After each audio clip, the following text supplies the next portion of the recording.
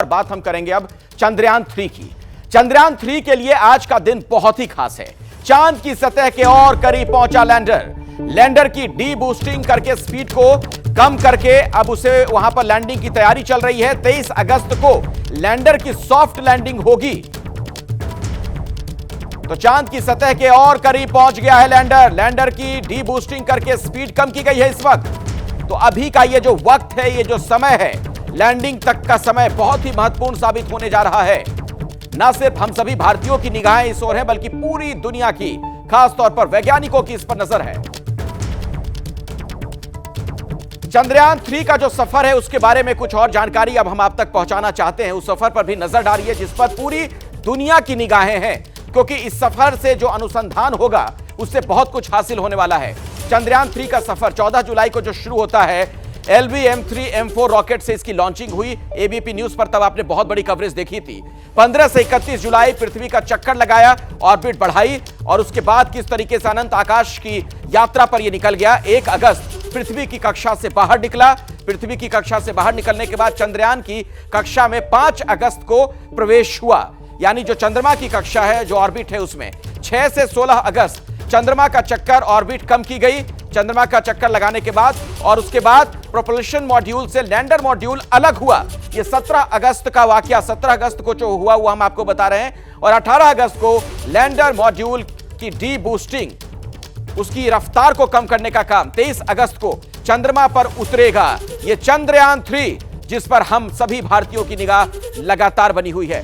सीधे मैं आपको लिए चलता हूं, हमारे सहयोगी श्रीनिवास हमारे साथ जुड़ गए हैं। श्रीनिवास, जिस दिन ये लॉन्चिंग हो रही थी आप तो वहीं पर मौजूद थे, अब लैंडिंग की तैयारी है, कितना महत्वपूर्ण साबित होने जा रहा है ये पूरा वक्त?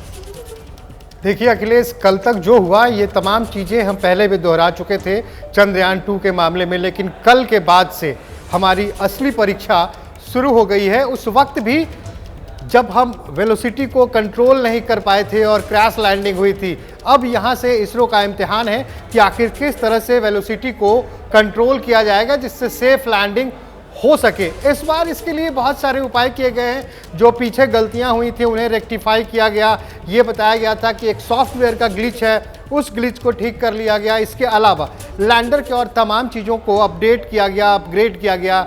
जैसे लैंडर के लेग्स थे, इनको मजबूत बनाए गए।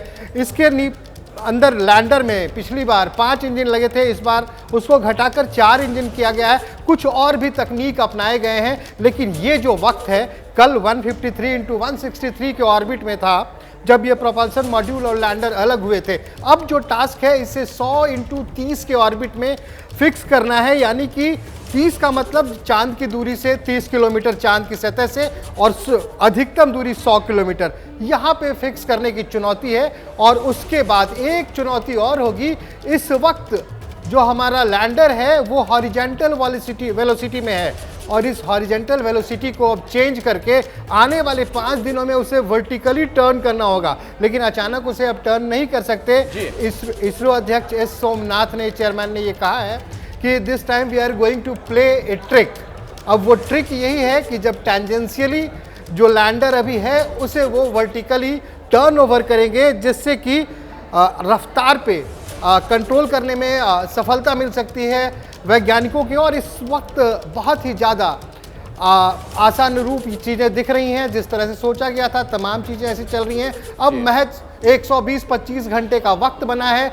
हमने चांद की कक्षा भी पूरी कर ली, पहले धरती की कक्षा को पूरी किया। एक बात मैं और बताऊं, जब हमारा चंद्रयान पृथ्वी की कक्षा में था उस वक्त इसका स्पीड 36,000 किलोमीटर प्रति घंटे थे, और जब चांद की कक्षा में पहुंचा उस वक्त इसकी रफ्तार 6,000 किलोमीटर प्रति घंटा। अभी श्रीनिवास, चूंकि वक्त की पाबंदी है, बहुत ही सरल भाषा में ये बातें आपने दर्शकों तक पहुंचाई, उसके लिए आपका शुक्रिया।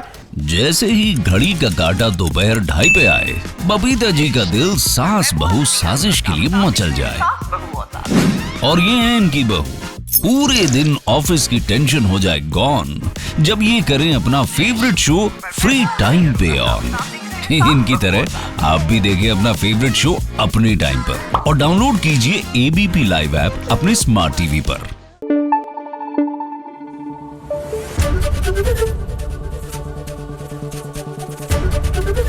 एबीपी न्यूज आपको रखे आगे।